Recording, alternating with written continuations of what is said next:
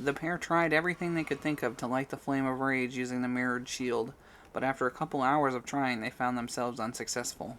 Jacob seemed increasingly frustrated before finally giving up and tossing the shield aside, his curiosity buried by his wits failing him again.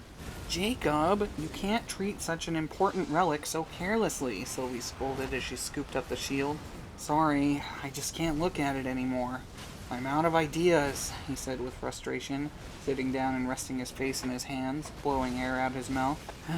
Yeah, me too, she said, sitting down beside him. So what should we do now, he asked. I guess we should just move on.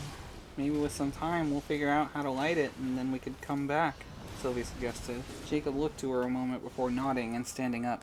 You know, that's pretty smart. I like that idea, he replied, sounding like it put him in a better mood. Sylvie stood up and strapped the shield to her arm. Yeah, besides, there's only one temple left. I bet that's where we'll find Verdal's wife and son, she added, feeling good about it.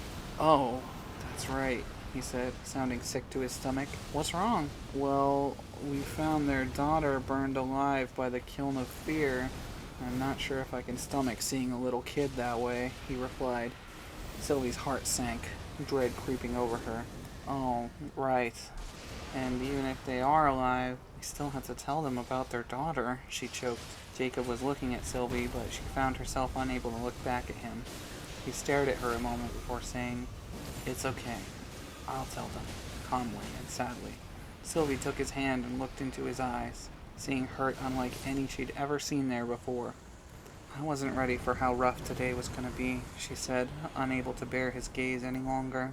Yeah, but at least we're here together, he replied weakly. She smiled and said, Yeah, we are. With that, she found the strength to get to her feet, and Jacob followed suit, the pair exchanging a warm smile a few moments before Jacob grabbed up his blade and they left the temple.